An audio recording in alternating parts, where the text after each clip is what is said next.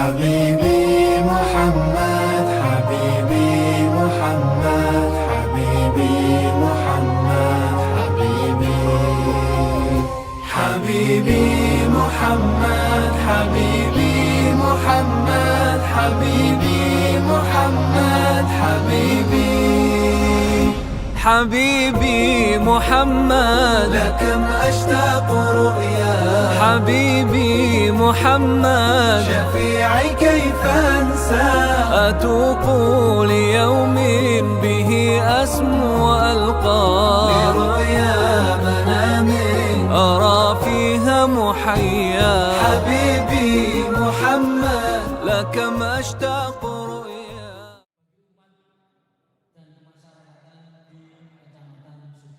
Oleh karena itu, saya sebagai pengantar tidak akan bicara berlebihan. Langsung saja saya undang kepada pengantar hormat tim marbot dari Real Masjid dari Jakarta. Waktu dan tempat akan bersilakan. Pakai ini dong. Ini deh. Oh ini ya. Oh. Jangan masih berdiri boleh. Bismillah. Assalamualaikum warahmatullahi wabarakatuh. Ya, masjidnya sudah besar, megah, tapi jamaahnya jawabnya tak semangat gitu. Ya saya ulangi ya, semoga yang jawab salam dengan semangat dilancarkan rezekinya. Semoga yang jawab salam dengan semangat utang-utang yang lunas. Semoga yang jawab salam dengan semangat bisa pergi haji dan umroh. Semoga yang jawab salam dengan semangat saya doakan supaya bisa masuk surga sekeluarga. Bismillahirrahmanirrahim. Assalamualaikum warahmatullahi wabarakatuh.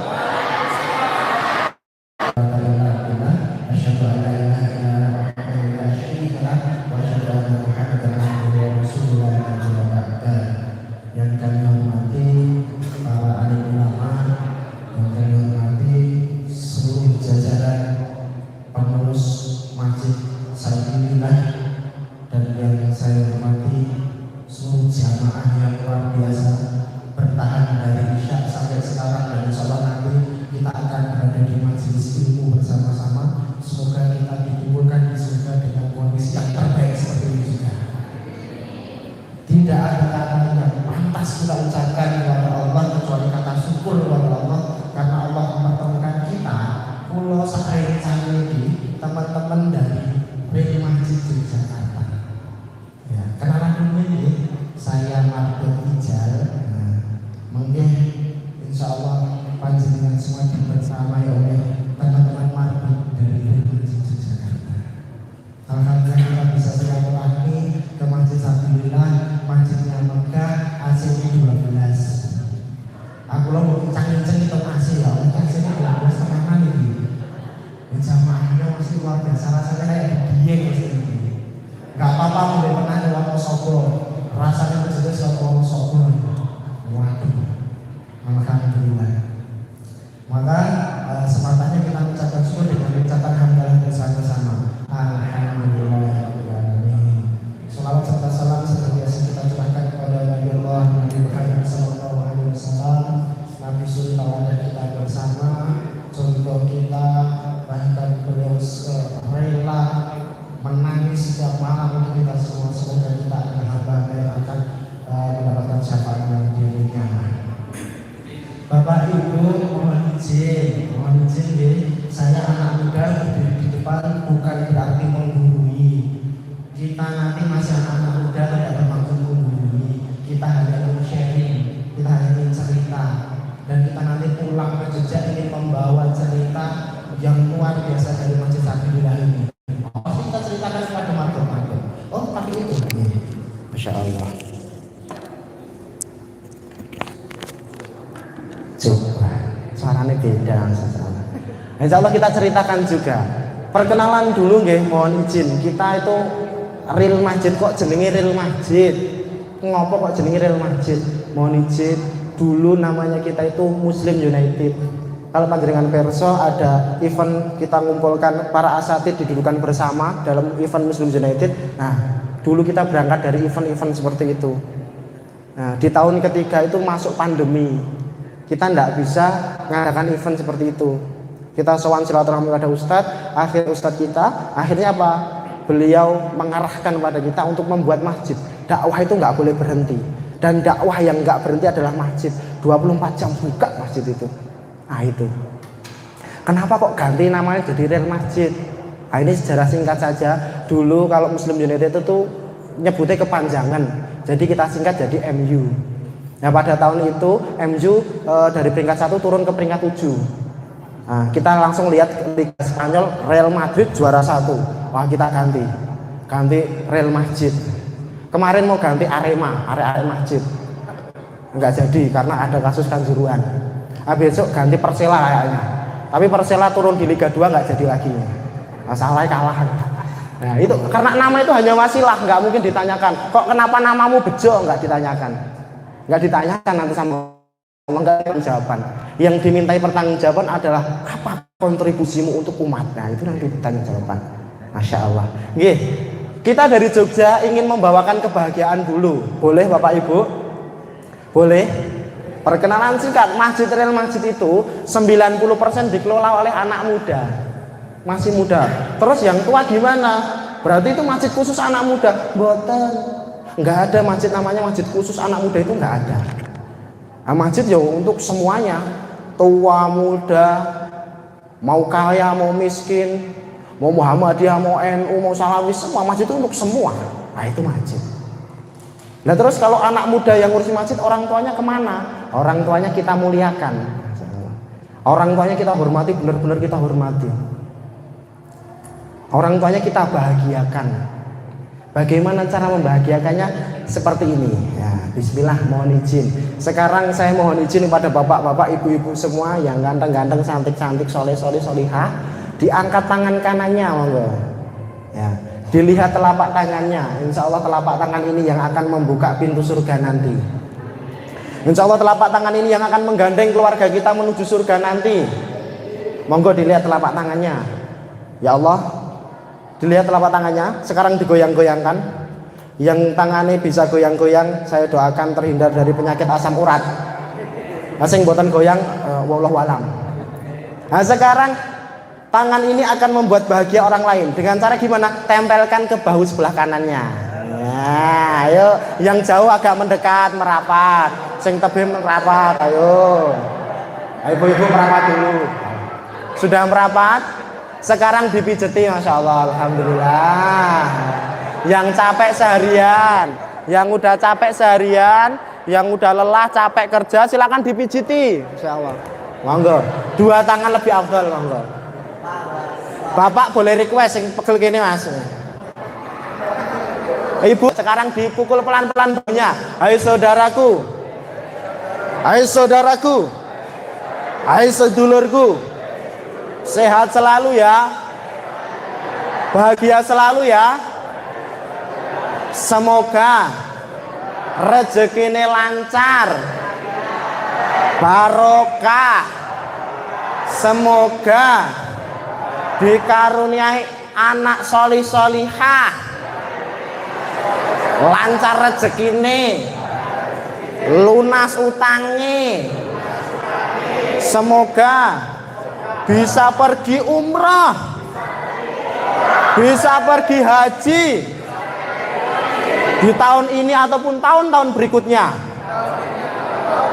Amin. Sekarang gantian tangan kiri, gantian no tangan kiri no. Nah, gantian. Sekarang dipijiti yang kiri. Nah. Ya, silakan dipijiti yang kiri. Monggo dipijiti. 2 tangan lebih afdol. Nggih. 2 tangan lebih afdol.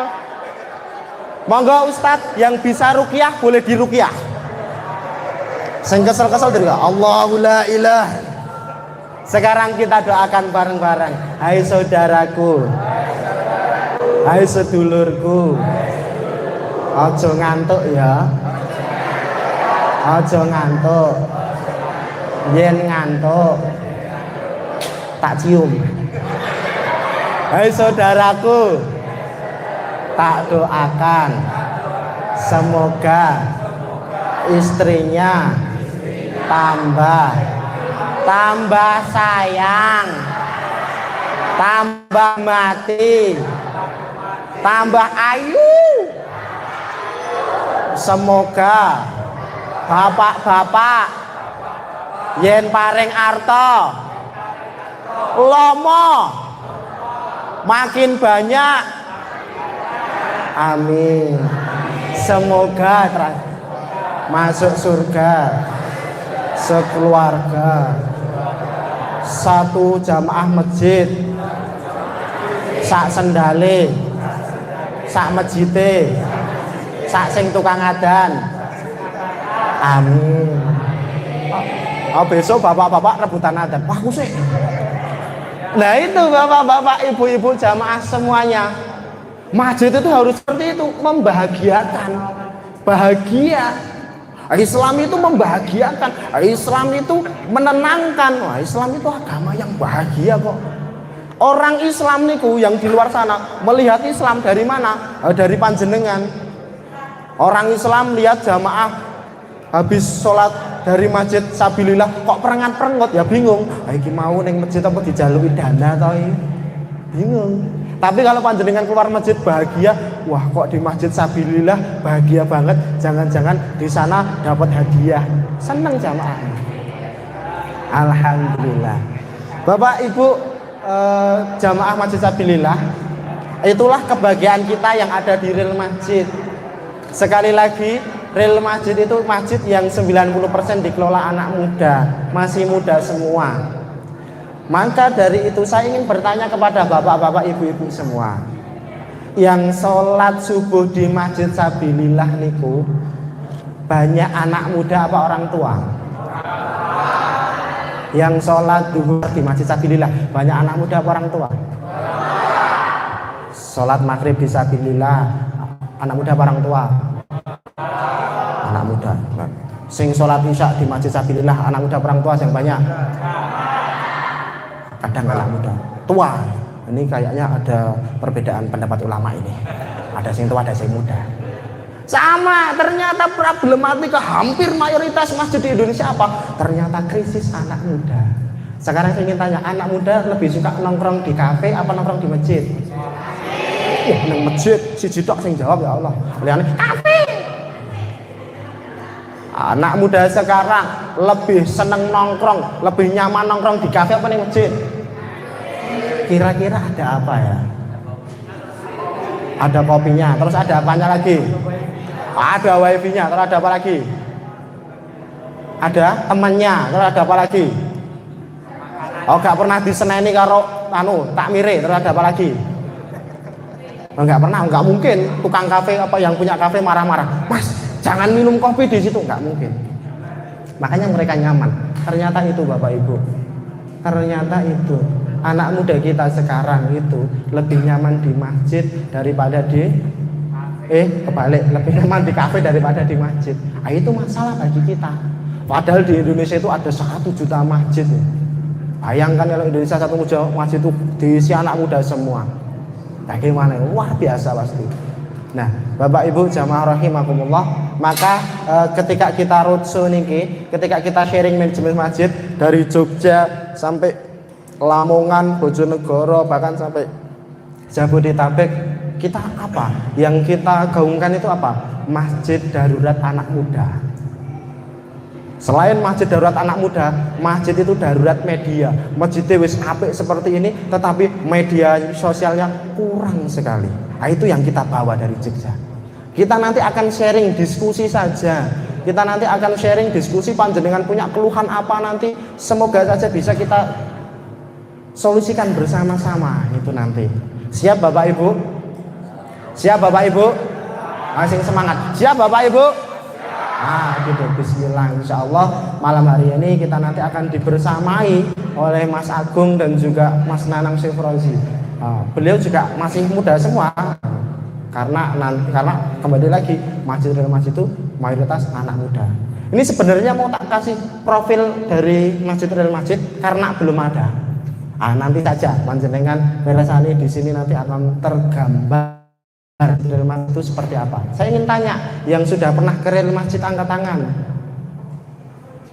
Ya Allah, nggak ada. Yang sudah pernah ke Jogokarian angkat tangan. Wah, 1, 2. Yang sudah pernah ke Jogja angkat tangan.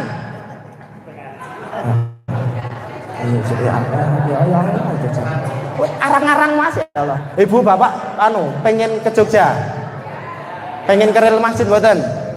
Nah, insya Allah nanti dimodali Bapak Takmir, karena Bapak Takmir hari ini masih di Medan.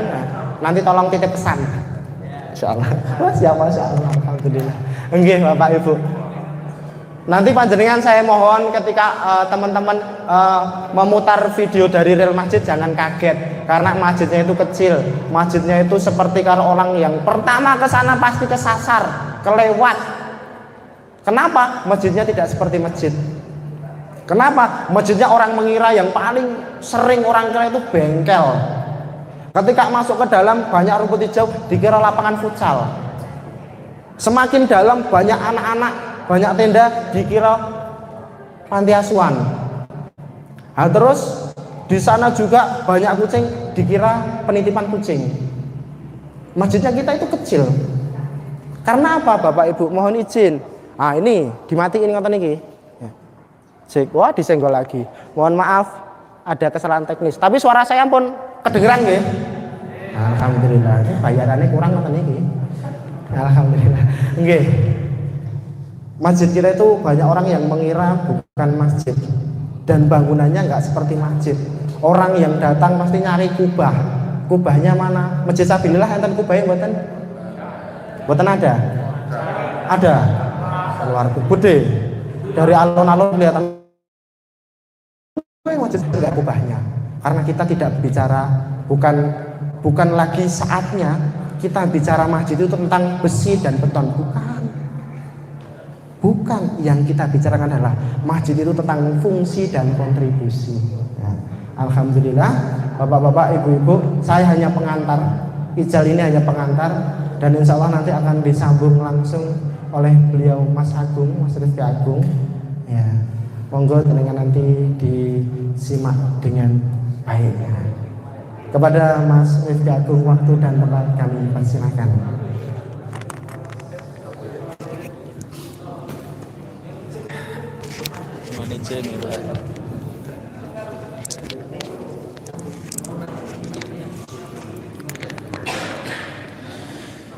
A'udzubillahi minasyaitonirrajim. Bismillahirrahmanirrahim. Assalamualaikum warahmatullahi wabarakatuh.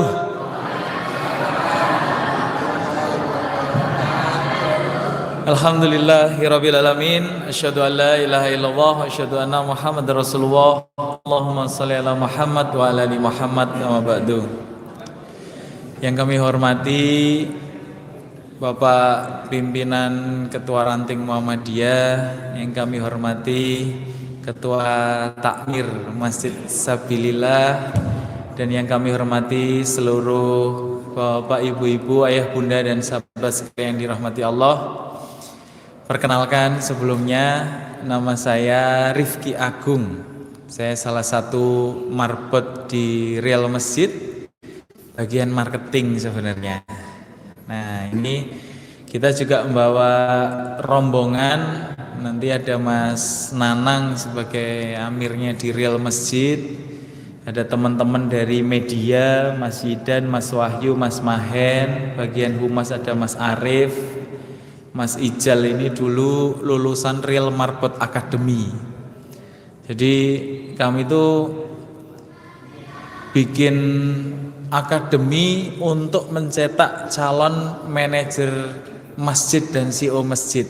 Nah, jadi kami siapkan sebenarnya teman-teman anak muda itu untuk bisa ngelola masjid yang keren-keren kados ngeten iki, Pak. Ini masjidnya kan udah kayak mall ini. Jadi harusnya yang ngelola itu sekelas manajer dan CEO. Nah, bapak-bapak yang senior-senior nanti tinggal jadi direktur, jadi ketua takmirnya. Operasionalnya diserahkan yang anak-anak muda. Kira-kira benjang kalau masjid niku sing ngopeni Cah-cah nom ngoten niku kinten-kinten setuju napa mboten Bapak Ibu sekalian? Oh, setuju nggih. Masyaallah, alhamdulillah itu. Alhamdulillah nggih. Soalnya tadi itu di Indonesia ini Bapak Ibu sekalian nggih, hampir ada 1 juta masjid yang mana nggak ada kantor cabang, organisasi, komunitas, partai politik yang punya kantor cabang sebanyak umat Islam, sebanyak masjid. Nah gitu. Cuman sayangnya, nah ini ada sayangnya, 90%-nya masih belum dikelola dengan optimal. Padahal kita tahu semua, sejak dulu ketika persyarikatan ini didirikan, begitu semangat kita bikin amal usaha. Kita punya amal usaha wakaf yang paling besar mungkin sedunia.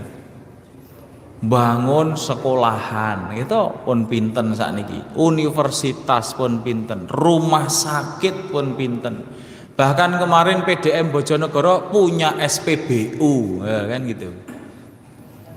Tapi, nah ini kan tetapi nih, kok saat ini nek rencang-rencang lari-lari SMA, SMP, Muhammadiyah, pados Ustadz dai mu balik sing saya enom, kok angeli Masya Allah. Nggih napa nggih? Kok golek kader sing cah nom nih kok angeli ya Allah ini. Kok sing tampil nggih pun do senior-senior terus. Nah, berarti niki harus ada muhasabah kita selama ini. Investasi kita selama ini ya, yang sudah untuk membesarkan amal usaha persyarikatan ini harus mulai kita apa? Berpikir ulang. Kenging nopo? Karena 5 sampai 10 tahun ke depan negara kita ini akan surplus demografi anak muda. Terus cah nem-neme besok itu paling banyak hampir 70%, 15 tahun sampai 40 tahun. Bahkan paling banyak sedunia anak mudanya di negara kita. Pramila non sewu panjenengan ingkang sampun 50 ke atas, 60 ke atas niki. Nah, ini sudah mulai menjadi minoritas di negara ini. Maka apa? Harus benar-benar apa? Dijagain. Anak-anak mudanya harus mulai diregenerasi supaya apa? Bisa melayani yang sepuh-sepuh, yang senior-senior, para pendahulu. Bisa memberikan pelayanan yang terbaik bagi para orang tua dan guru. Nah, maka sebenarnya Real Masjid ini hadir 3 tahun lalu itu untuk menjawab keresahan tersebut. Bagaimana masjid yang dibangun ya, banyak sekali yang dibangun dengan dana nggak kecil, ratusan bahkan miliaran rupiah. Itu tuh harus dikelola serius, sama kayak kita ngelola amal usaha. Coba kalau kita ngelola amal usaha, berangkat pagi pulang malam, ya kan gitu. Rapat meh pendak dino, kan gitu. Ngitung omset meh pendak dino, batine piro, kan ngoten. Ben tanggal 1 wis gregeli, iki wis wayahe bayaran, kan ngoten. Tapi kita pernah gelisah benar-benar pikirkan secara serius napa mboten? Malah kadang-kadang rapatnya sesasi pisan. Apik-apik nggih seminggu pisan. Niku karena jarang arang ketemu, masjid-masjid niku nek sing do rapate takmire mboten do ketemu isine wing padu. Sing dibangun iki sik, sing dibangun kae sik. Wah sing kurang iki ne sik. Nah ngoten niku. Pokoke bangun kalih bangun wae ngoten. Tapi kita lupa membangun manusianya, membangun sumber daya manusianya, membangun kadernya. Nah, maka Real Masjid hadir 3 tahun lalu ya. Kami mencoba hadir setelah kami bikin event-event yang Ya alhamdulillah cukup besar, ngumpulin para asatid nasional dengan puluhan ribu hotel. Di hotel cuman boleh 150 sampai 200 orang. Akhirnya kita ngajain masjid-masjid buat nonton bareng kados ngeten iki. Dari total 1000 masjid yang kita targetkan, ada 350 masjid yang ikut. Alhamdulillah malam hari yang nobar di 350 masjid ada hampir tidak kurang dari 80.000. Pulang dari event tersebut, kita berpikir kita ini ngajakin masjid buat nonton bareng, tapi kita sendiri belum punya masjid malahan.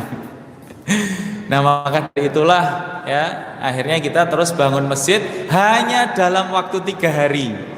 Seperti buku yang kita tulis ini. Jadi cerita perjalanan 3 tahun yang lalu kita tuliskan dalam buku ini, judulnya 3 hari bangun masjid. Bangun masjid kok cepet banget? Iya. Kenapa? Karena pada prinsipnya masjid itu yang penting apa? Bisa untuk sholat, untuk ngaji. Dan pada saat itu karena pas pandemi, jamaah tidak boleh ke masjid, masjid nggak boleh nerima jamaah. Akhirnya apa? Ya sudah, masjid yang hadir ke setiap rumah-rumah penduduk. Kita bangun masjid dengan paradigma mindset fungsi dan kontribusi. Sehingga bagi kami di Real Masjid, sebaik-baiknya memakmurkan masjid itu adalah dengan cara memakmurkan masyarakat di lingkungan sekitar masjid. Alhamdulillah ya. Kegiatan kita waktu itu cuman 7 sampai 8 orang. Karena gak ono gawean sing liyane, nggih sampun setiap hari mengaji, salat, zikir pagi, zikir petang, puasa, wis gitu tok.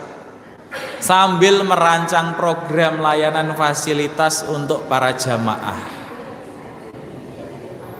Nah, akhirnya ketemu dari hasil riset, hasil kita data jamaah ini kebutuhan dasarnya apa, yang diinginkan dan yang dibutuhkan apa. Karena tadi mindsetnya adalah bagaimana masjid ini menjadi wasilah untuk kebahagiaan kesejahteraan masyarakat. Jadi bukan sekedar minta dimakmurkan sama masyarakat. Napa mulih nek ndelok tanggane, perso tanggane rung gelem neng, kan dedet tapi sing neng tok e. Nah, jarine muslim ya ora tau ketok subuhan iki. Nah, iki nek jedul ya meng Idul Fitri, kalau Idul Adha tok kae. Amun dirasani, harusnya apa? Masjid yang hadir ke setiap rumah-rumah warga. Masjid tahu kebutuhannya warga apa. Sehingga kalau banyak terjadi, nggih, masjid-masjid keren-keren, magrong-magrong. Ini enggak cerita yang di sini ya. Saya cerita yang ada di Antartika sana, nggih. Gawede. Tapi lingkungan sekitar masjid, 40 rumah di samping kanan, kiri, depan, belakang masih melumrai sesi kemaksiatan, masih pada pakai riba, pinjol, ngeslot, judi online, zina, kumpul kebo. Nah ini terus masjidnya ini fungsinya untuk apa? Gitu. Sing sampun doneng masjid wis soleh secara individu tok, kesolehan sosialnya ada. Ketemu tonggone sing sudah mati karep-karepmu rokok karep urusan gitu. Apalagi sama anak-anak. Dulu zaman saya ketika ke masjid saya masih ingat rame sidik digusah kayak pitik wis pokoke. Arep gojek nang jaba, rasah nang masjid. Akhirnya apa? Sampai gede gak do gelem nang masjid. Dan masih banyak yang ada petugas di belakang itu nggusahi cah cilik niku wau. Maka kalau di Real Masjid, nggih, kami punya prinsip kepentingan orang tua, tiang sepuh, para tokoh untuk beribadah khusyuk di masjid tidak boleh boleh mengganggu kebahagiaan anak-anak bermain di masjid. Loh niki. Sing bapak-bapake rada bingung iki. Terus kepiye iki? Nah nggih terus kados sakniki niku, bocah-bocah arang doteng masjid. Karena masjidnya ndak ramah. Masjidnya ndak memfasilitasi. Masjidnya isinya tadi yang disebutkan sama Mas Ijal, esok sore awan bengi sing dugi namung tiang sepuh. Padahal tadi kita punya bonus demografi anak-anak muda. Kalau nggak ada anak mudanya, wis seperti sekarang. Kata Kiai Jazir, lama-lama kalau masjidnya kondisinya seperti sekarang, keren bagus, tapi nggak ada isinya, suwe-suwe ming kaya candi Islam. Do tekoneng masjid ming selfie foto-foto. Terus ngomong, wah dhisik bapakku sering jamaah neng kene lho, ming ngoten tok asine.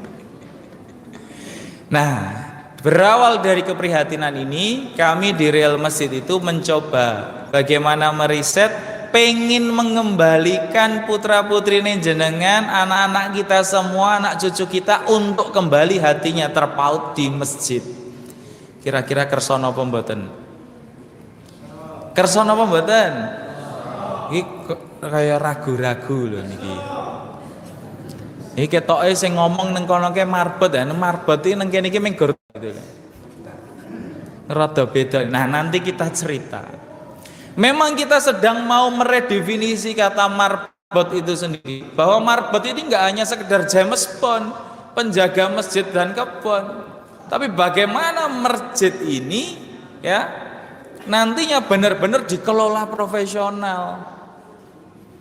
Pengalaman dulu 8 orang saja hanya dalam waktu 3 bulan, alhamdulillah memberi kebahagiaan kepada hampir 3.000 emak-emak ibu-ibu. Nah, ceritanya gini, awal dulu pertama kita bangun masjid gitu, auran di duit, pokoknya teko dilakban, yang penting gue sholat gue ngaji.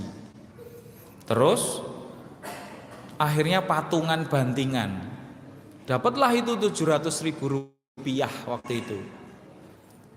400 ribunya kita tukerin uang 20 ribuan. Terus diamplopi. Kita melakukan serangan fajar, Bapak Ibu sekalian. Terus pundi kita undang 20 ibu-ibu yang biasanya sebagai influencer di daerah masjid kita. Kan iki mesti enten to ibu-ibu sing dadi tokoh ngoten to. Nggih mboten. Sing luwihi saka media sosial.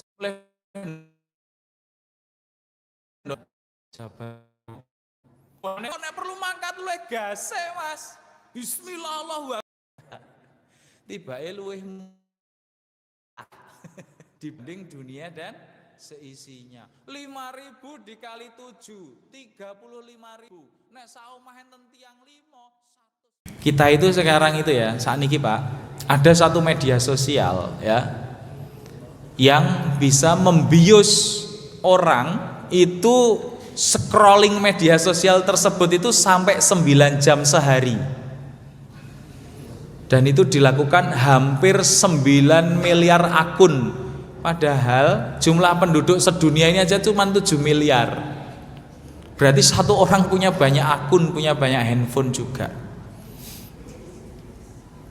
Sing nika lho sakniki nek jenengan pirsa wingi sing viral enten gebyur lumpur yo dikeki mawar, dikeki duit ngoten-ngoten nika lho. Sing isine ra mutu-mutu engko 1 mawar makan 1 cabe dan lain sebagainya. Niku lek nonton wong ewon. Nah niki niku. Luar biasa. Jadi memang apa? Media ini melalaikan. Maka dari itu ya, nanti kita sudah tidak bisa mengelak adanya media ini. Sehingga harus apa? Harus kita balik, media ini juga harus menjadi sarana dakwah. Makanya setelah darurat media itu sebenarnya setelah darurat anak muda itu masjid darurat media. Nah, ini nanti kita akan cerita-cerita juga tentang bagaimana media itu. Nah, kembali ke anak-anak tadi Bapak Ibu sekalian, itulah kenapa dari riset kami ternyata salah satu penyebab anak-anak ini jarang ke masjid, jarang kelihatan masjid, karena tadi mereka tidak menemukan dunianya di masjid. Mereka semakin jauh karena apa? Dijauhkan dengan gadget. Coba saya tanya, kalau Bapak Ibu sekalian punya anak perempuan, usia 17 tahun terus pamit mau main ke Jogja sendirian gitu, kira-kira diizinin nggak? Mesti nggak diizinin. Kalau ada yang ngizinin saya itu malah heran Bapak jenengan. Mesti nggak diizinin. Tapi kalau kita ngasihin gadget ke anak kita yang usia segitu, tanpa kita sadari kita mengizinkan dia berselancar berkeliling seluruh dunia tanpa pengawasan kita. Nah ini yang akhirnya apa? Kita nggak bisa ngikutin anak kita udah sampai mana, informasinya apa, yang ngisi siapa, ya, ilmunya di otaknya tuh isiannya itu dari gadget ini apa aja, kok ngomong sama kita sebagai orang tua udah tidak nyambung. Ini yang bahaya sekarang. Maka tiba-tiba banyak sekali kasus, naudzubillah, masih sama-sama di Jawa Timur, pernikahan dini, hamil di luar nikah. Bahkan di kelurahan kami itu ada salah seorang siswi SD, ya, di sekolahan pamit sama gurunya ke kamar mandi, pengen BAB. Ternyata sampai di kamar mandi keluarnya bayi kelas 6 SD nih Bapak Ibu. Naudzubillahi min dzalik. Semoga kita dihindarkan dari fitnah-fitnah kemaksiatan seperti ini. Tapi ini fakta yang terjadi. Gimana juga dengan rencana yang sangat sistematis, terstruktur dan luar biasa atas nama hak asasi manusia. Sekarang anak-anak muda, ya, dipisahkan kehidupannya ini sama agama. Seolah-olah kalau ngomongin agama itu ya cuma di masjid sama di sekolahan. Di luar masjid wis sak karep-karepmu rasah nggo Islam. Itu yang terjadi. Aturannya pakai aturan manusia. Sehingga apa? Ketika menjunjung tinggi hak asasi manusia, jargonnya apa? My body is my choice. Tubuh saya pilihan saya. Arep awakku meh podo-podo sejenis ora urusan. Itu yang terjadi. Nggih napa nggih? Begitu lumrahnya sekarang pasangan sesama jenis, gak bisa dielekke, bahkan malah bangga. Ini begitu ancaman yang ngeri sekarang. Maka Bu, Pak, kondur dari masjid ini, ya. Kalau yang di pondok besok langsung dihubungi, disambangi, dipeluk sing erat, didongak-dongakke. Bapak Ibu sekalian, ya, kalau bisa ya ungkapkan cinta, ungkapkan sayang ke anak-anaknya. Bahkan kalau perlu Bapak Ibu sekalian, ya, minta maaf sama anak-anaknya. Mungkin selama ini, ya, masih kurang waktunya untuk membersamai. Masih kurang waktunya untuk bisa ngerti anak-anak kita ini sebenarnya kepinginnya maunya seperti apa. Jangan sampai apa? Aset terbesar kita, putra-putri kita ini, ya, malah dididik sama orang lain yang nggak pakai agama. Dididik sama pemikiran-pemikiran asing, dididik sama pemikiran-pemikiran sekuler yang memisahkan kehidupannya dari agama. Harus kita jagain, kita peluk erat-erat. Inilah tadi sebagaimana real masjid menjadikan masjidnya itu menjadi tempat sampah yang terbaik. Apapun yang mereka rasakan, kami coba membersamai dan dengarkan. Sehingga sampai sekarang alhamdulillah mereka nyaman di masjid.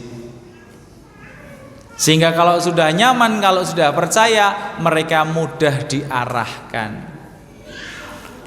Bahkan teman-teman ini, ya, sebagian lulusan SMK, lulusan SMA akhirnya tidak mau kuliah. Kenapa? Saking senengnya nang masjid. Sama di masjid itu, di real masjid dikasih tahu kuliah ki penting le gitu.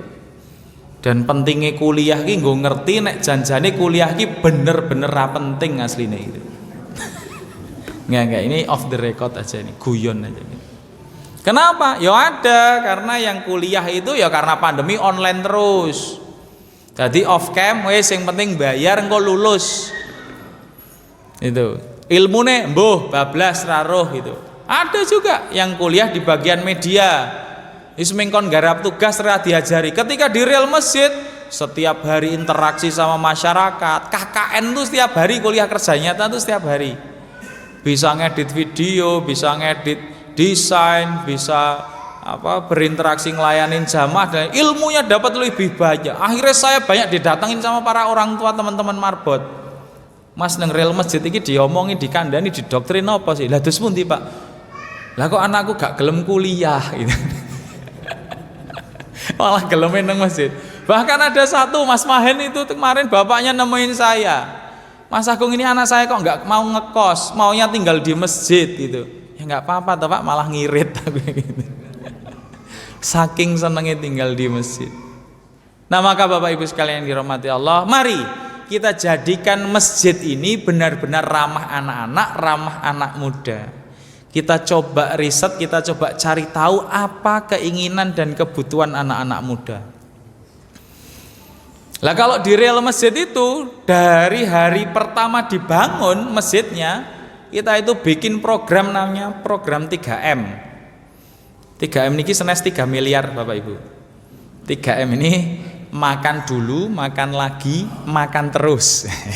Jadi setiap subuh, setiap habis duhur, sama setiap habis maghrib kita sediain prasmanan gratis buat siapapun, 600 porsi, insya Allah kurang lebih. Karena di Jogja itu cah nom-nom itu senengnya ditakoni 2 hal. Yang pertama, wis mangan urung Mas, nah gitu. Paling seneng. Ayo takoni wis mangan urung, itu wis seneng gitu. Sama pertanyaan yang kedua, meh mangan opo? Gitu. Maka logistik menentukan logika, nggak ada logistik anarkis kita. Gitu. Karena apa? Ya cah nom itu doyan segor, doyan swara itu. Nek ming disuarani tapi wetenge lokak, wetenge kencot podoe gak mlebu gitu. Akhirnya marek disit gitu. Makanya anak-anak muda itu biasanya nggak seneng nasihat, senengnya nasi hot. Nah gitu. Maka diplomasi makan-makan ini menjadi sesuatu yang utama di real masjid, ya, menjadi masjid sumber solusi pangan, ya gitu. Sampai-sampai apa? Sampai-sampai ketika mereka ini hadirnya selain subuh, duhur sama maghrib, ya, di sela-sela itu akhirnya mereka pada datang, kita bikin warmindo gratis. Kalau di Jogja itu yang pernah ngekos di Jogja mesti tahu yang paling hits buat anak muda itu warmindo, warung Indomie. Nah gitu. Maka di masjid kita bikin warmindo gratis, 24 hour, free flow. Ngambil apa aja, bikin sendiri boleh gitu. Akhirnya apa? Ayo mahasiswa seneng, cah nom-nom seneng ngumpulin nang masjid meneh. Apalagi ditambah wifi 1000 Mbps. Sadurunge ngeklik wis download dhewe. Nah ini. Saking cepete kan ngoten niku. 12 kan ngoten niku. Tapi apa? Nah ini ada disclaimernya Bapak Ibu. Ada syarat dan ketentuannya. Ketika kita bikin fasilitas, program dan layanan untuk anak muda, tidak hanya sekedar difasilitasi, tapi apa? Harus dibersamai. Nah itu. Harus apa? Dibersamai. Jadi jangan sampai kita cuma ngasih fasilitas tok tapi nggak dibersamai. Bablas. Maka banyak yang curhat, Mas aku wis ngejak futsal, wis ngejak mini soccer, bal-balan, jalan-jalan, munggah gunung, ning kok ya ramene nek pas dolan tok itu. Lah pas dolan karo dikandani apa ora? Ayo meng dolan tok. Makanya harus apa? Dibersamai. Sehingga apa? Di sela kita melakukan kegiatan olahraga, naik gunung, ke pantai dan lain sebagainya, mereka mendapat nasihat. Apalagi dulu saya belajar di Jogokarian, waktu saya tinggal di sana sama Pak Kiai Jazir, diajak main ke pantai pas mau Idul Adha kayak gini. Disewain bis 130 orang. Ketika sampai pantai kita berenang, ya toh. Habis berenang bilas, lapar toh, makan-makan, udang, cumi, kepiting, makan enak, madang geden pokoknya.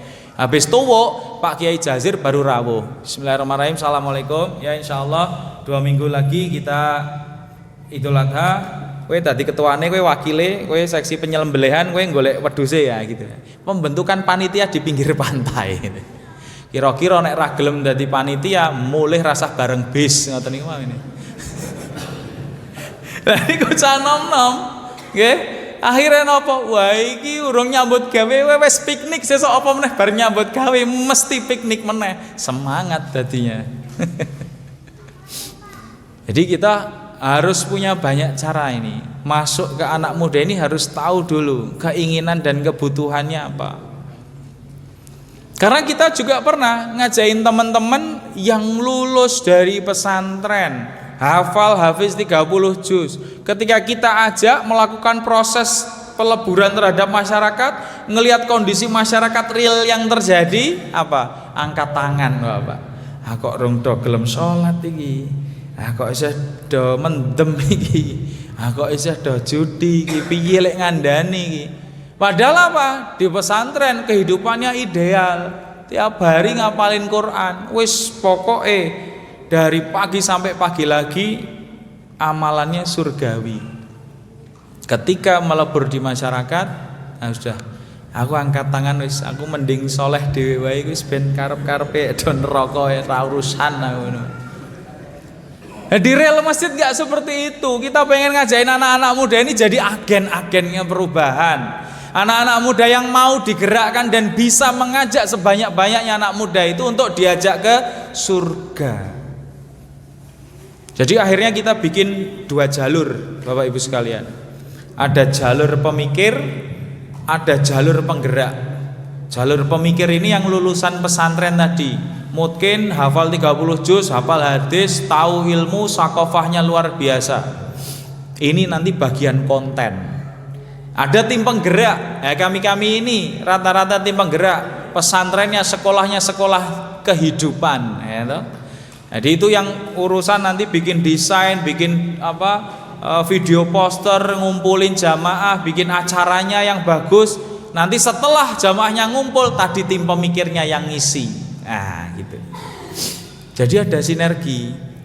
Karena tidak mungkin, misalkan kalau yang teman-teman tadi yang tim pemikir itu kok bisa ngerantasi mulai saka parkiran, nyepake sayur, blonjo, tekan kandang dan lain sebagainya, sudah. Nah kita bagi tugas, kita masuk surga bareng-bareng. Nah itu ada sinergi di situ. Lantas untuk anak muda ini apalagi resepnya, Mas? Nah resepnya adalah yang pertama, kita mengklasifikasikan anak muda ini nggak sama semuanya, sehingga programnya nggak dikebiahuya. Wis pokoknya kayak poster broadcastan kajian tafsir Al-Qur'an. Ya dora mangkat. Kenapa? Cah nome nyekel Qur'ane ra tahu kok. Kon nang masjid itu. Kadang sholat ya isih bolong-bolong kok itu.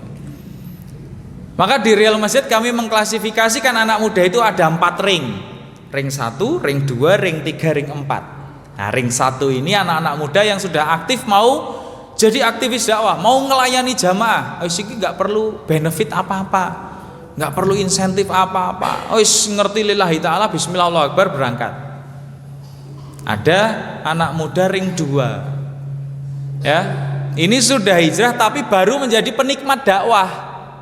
Artinya apa? Karena mungkin kesibukan sekolah, masih kesibukan bekerja, jadi pokoknya nih setiap kajian mangkat teko, tapi belum aktif untuk melayani jamaah.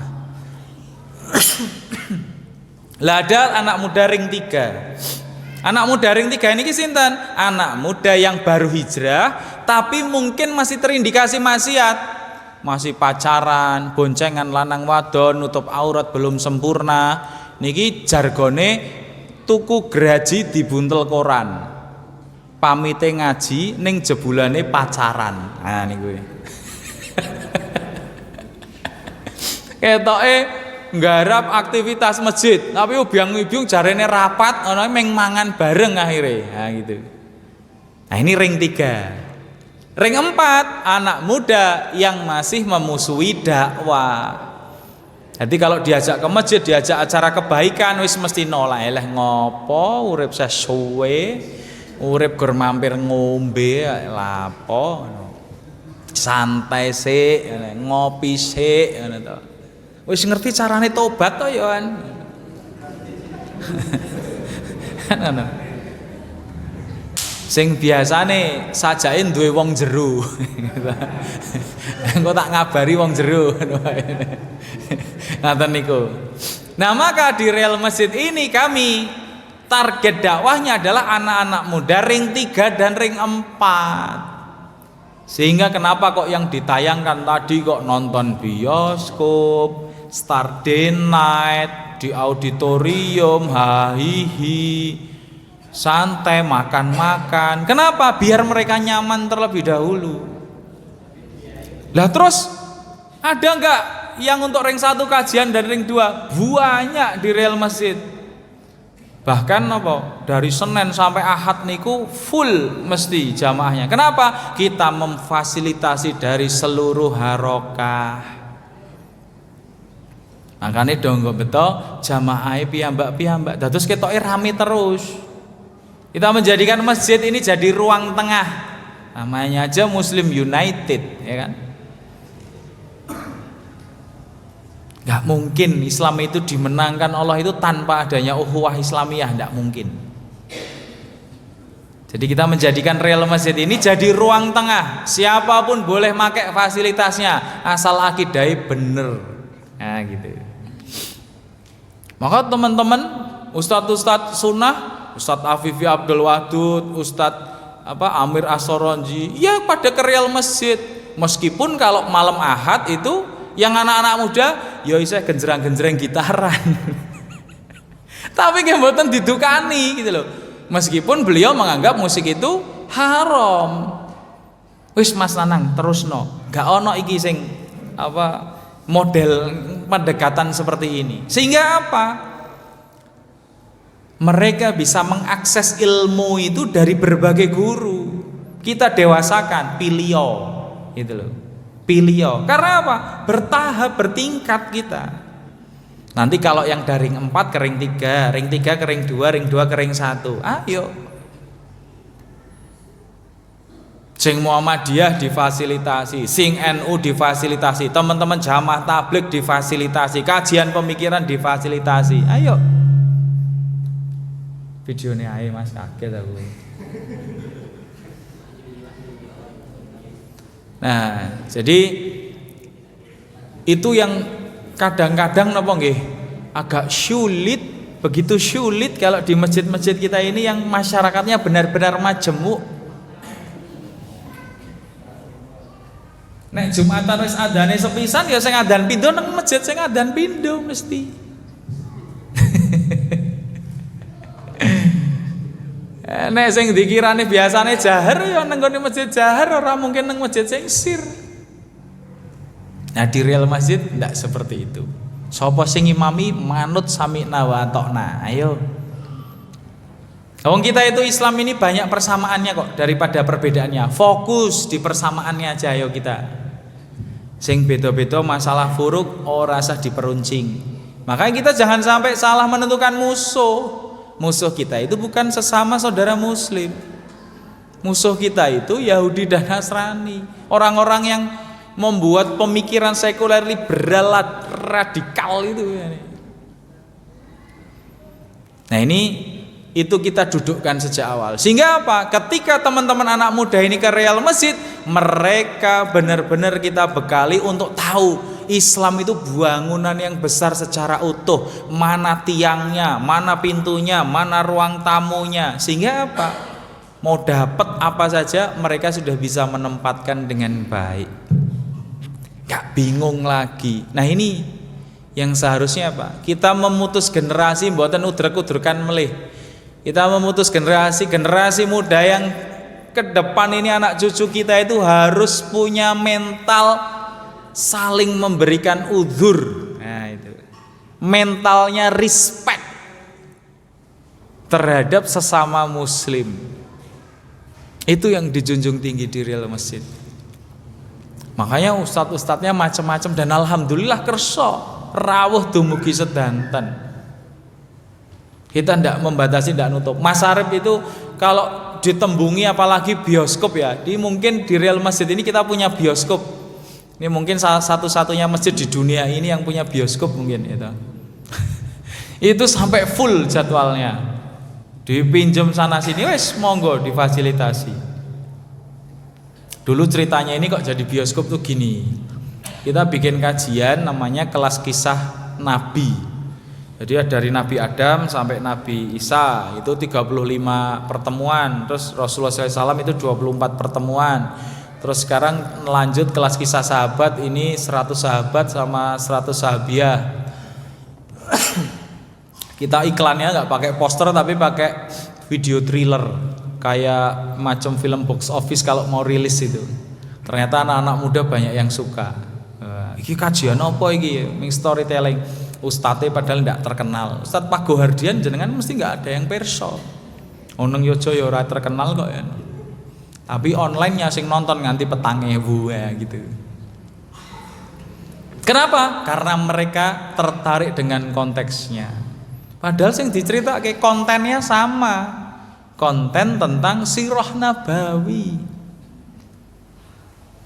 Tapi dikasih audio visual yang bagus, dikasih visual gambar-gambar yang mereka tertarik. Bahkan besok ini kita mohon doanya lagi mau bikin wahana peradaban lorong waktu.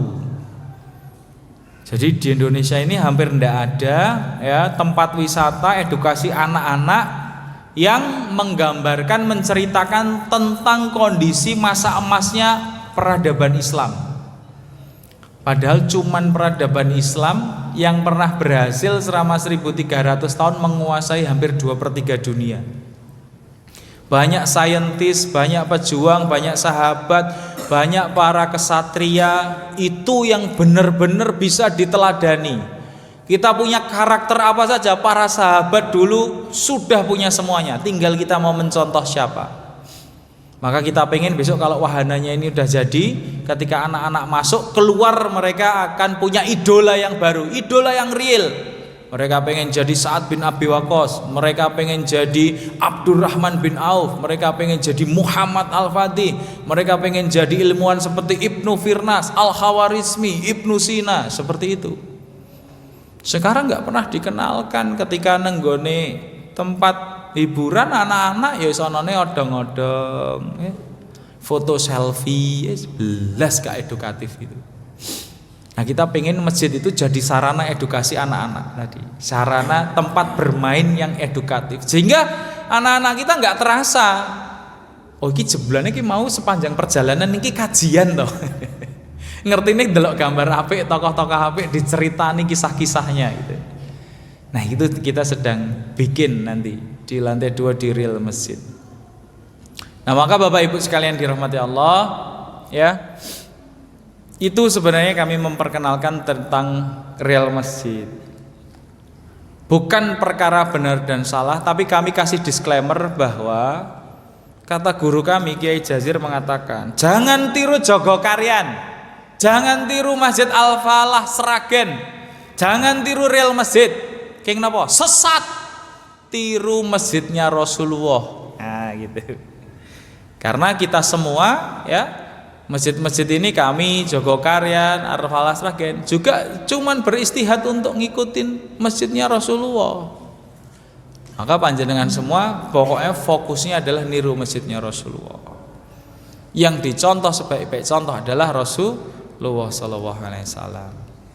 Nah, apa yang sudah kami ceritakan, kami gambarkan, ini hanya contoh. Ya. Nanti yang diserap adalah pola dan sistemnya. Karena apa? Masjid beda-beda macamnya. Ada masjid di pinggir jalan raya kayak kami itu di pinggir ring road yang nggak punya jamaah, karena kampungnya jauh-jauh.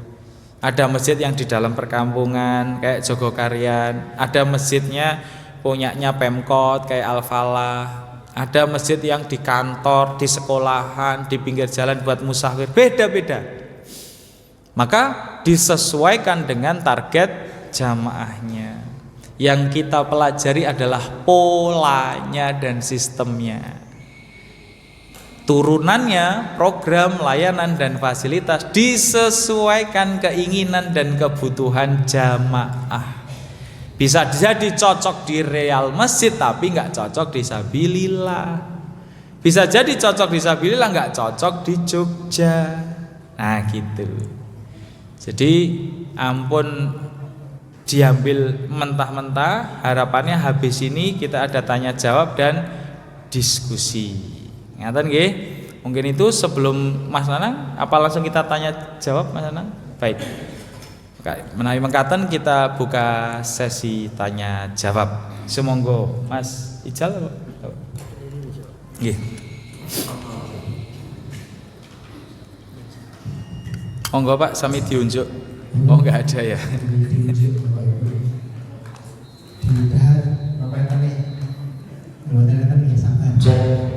Sekarang silakan yang ingin bertanya silakan Bapak dulu. Yang tanya boleh pulang duluan. Loh, ini sekolah apa piye? Silakan yang tanya. Mas tuh yang tanya. Halo. Oh, nggak ada. Mas yang tanya dulu ya. Kalau nggak ada pertanyaan tuh kemungkinannya dua Mas. Satu. Udah paham. Yang kedua. Bingung. Mau 12 nih. Ada yang lagi tanya Mas apa? Alhamdulillah. Saya tahu baju kokonya Masnya masih beli di Shopee. Kemarin pas Ramadan. Bismillahirrahmanirrahim. Assalamualaikum warahmatullahi wabarakatuh. Waalaikumsalam warahmatullahi wabarakatuh. Mohon izin bertanya. Pertanyaan kami tadi sudah disampaikan banyak tentang bagaimana cara mengetahui ini loh fungsi sebenarnya masjid itu seperti ini. Kemudian pertanyaan singkatnya langsung aja, lantas bagaimana cara mungkin dari pihak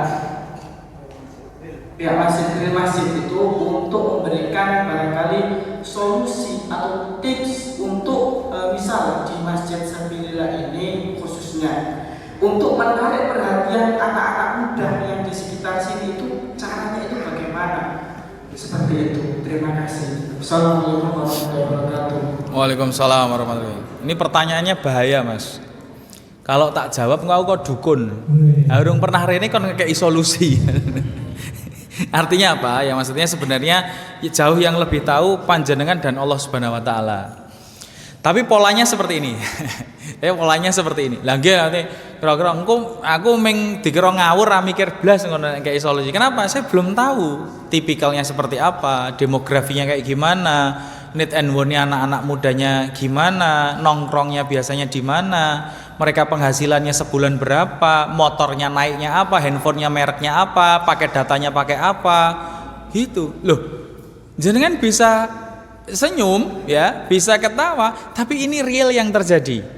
Panjenengan kalau jadi pengusaha online, pengusaha Shopee, kalau mau pasang ads itu karakter target market itu harus sampai sespesifik itu. Ada yang pedagang online di sini? Oh, enggak ada ya. Seperti itu. Nah, kita ini pedagang surga ini harus lebih detail lagi nih. Tahu target market dakwah kita ini. Anak mudanya sing arep diincer piro? 40 rumah di samping kanan kiri depan belakangi cah nome piro? TK piro, SD piro, SMP piro, SMA piro, sing kuliah piro, sing lanang piro, sing wedok sapa, bapake kerjane apa, sekolahe bayar SPP sesasi piro, senenge mangane apa, berase segi pirang kilo sesasi, gulane nganggo gula apa, sabune mereke apa. Lho itu. Sehingga kita tahu nanti karakternya. Sing nggo sepatu Bata karo sing nggo sepatu Nike beda perlakuan, beda program, beda pendekatan, ndak bisa digebyah ya. Nah, maka yang mau saya kasih sefruit tipsnya adalah bagaimana kitanya sendiri dulu yang sudah ada di masjid. Panjenengan Mas sinten asmane? Mas siapa? Mas Ardi. Mas Ardi punya pasukan berapa? Punya teman berapa? 1 orang. Jenengan, sebelahnya temannya bukan? Ah, Mas siapa namanya?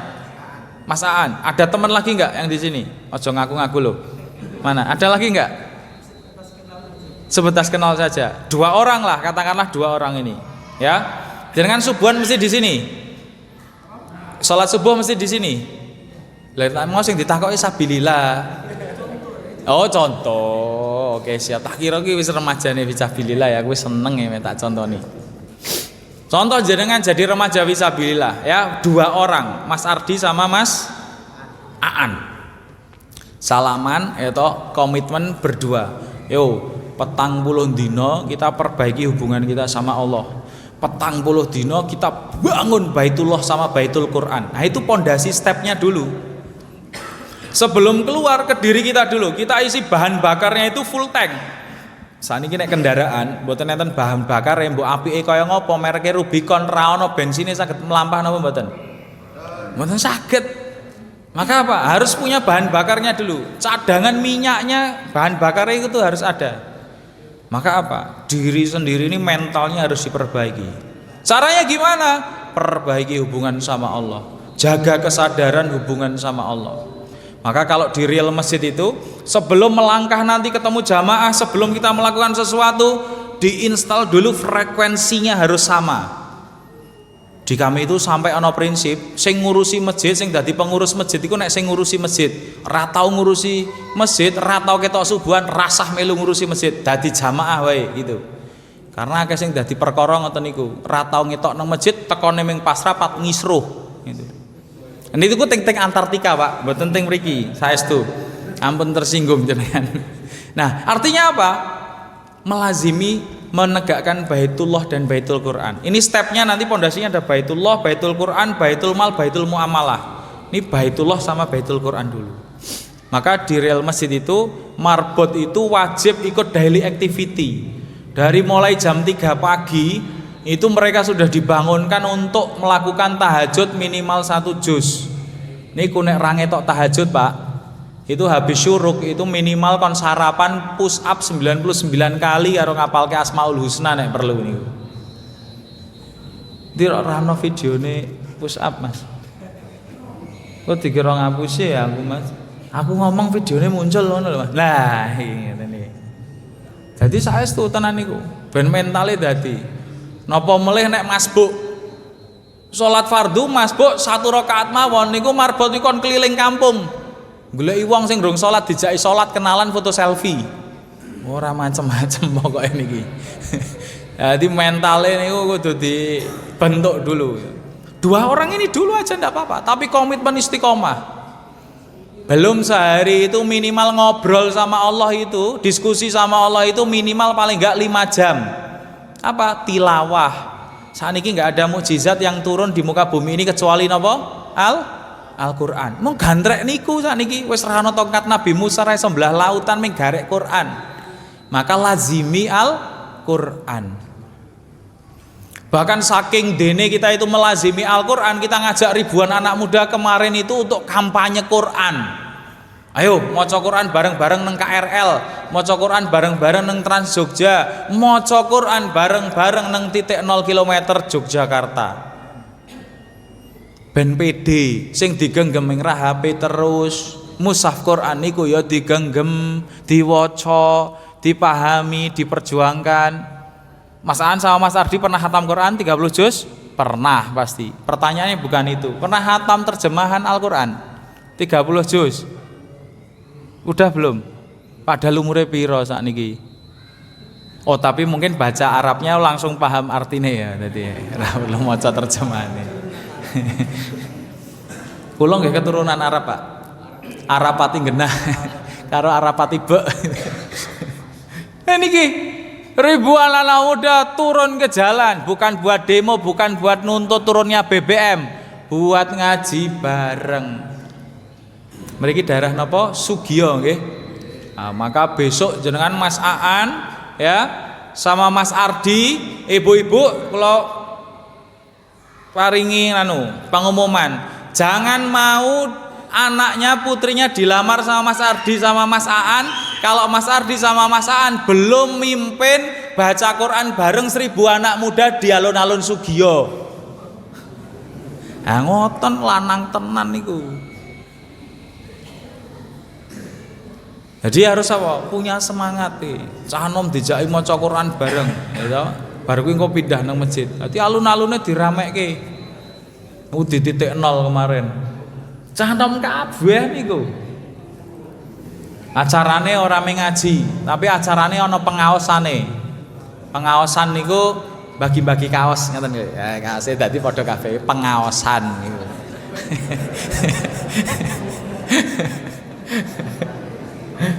Ngoten. Nah, terus apa tadi? Kalau sudah lazimi Quran, maka yang ketiga berikutnya adalah zero maksiat. Nah, ini yang susah anak-anak muda ini. Kita kalau mau menggerakkan anak muda, mau jadi agen perubahan, kitanya sendiri harus komitmen untuk zero maksiat. Kenapa harus zero maksiat? Pada saat kita bermaksiat, kesadaran hubungan kita sama Allah terputus. Pada saat itu tidak ada nasrullah, tidak dibantu sama Allah, Allah tidak ridho. Sehingga apa? Allah cerai beraikan urusan kita. Tapi kalau kita jaga kesadaran hubungan kita sama Allah, segala macam urusan Allah himpunkan, Allah mudahkan. Wis niku janjine Allah. Maka penak nek dadi bocah Gusti Allah itu penak. Wis. Ora usah dadak ngopo-ngopo dituruti. Apa meneh ngobrole tadi 5 jam sedina itu. Ya Allah, ngendikane Rahman Rahim. Oh, wis tekan gitu. Wis makbul langsungan. Penak pol saestu.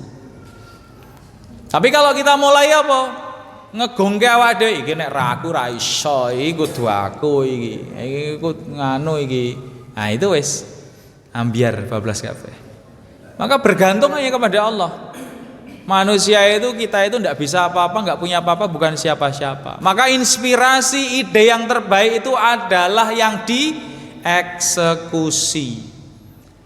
Jangan nanti punya ide, punya apa, gagasan, punya apa, wis eksekusi aja, trial dan error.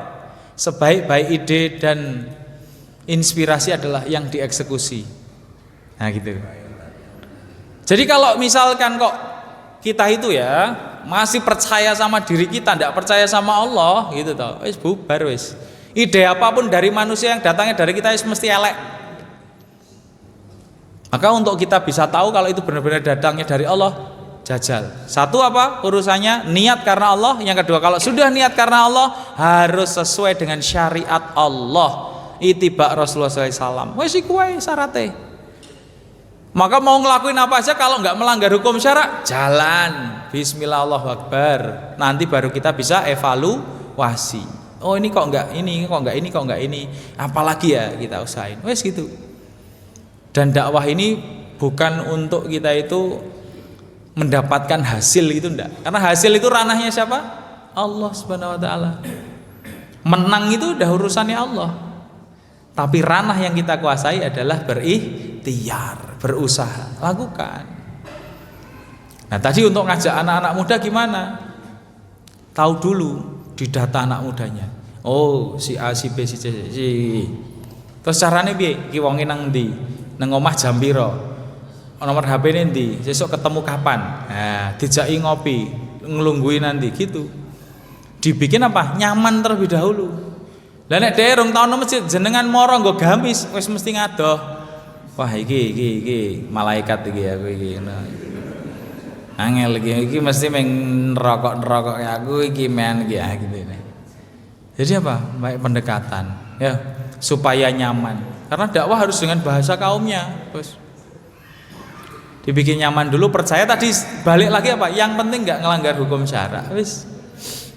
Nah setelah didata, ya tahu keinginan apa, kebutuhannya apa, baru coba bikin program. Oh senengnya pit-pitan, dikancani pit-pitan. Oh senengnya dolan, diajaki dolan. Oh senengnya ngopi, diajaki ngopi. Oh senengnya bal-balan, kancani bal-bal. Senengnya badminton, kancani badminton. Tapi apa? Intens ngobrol.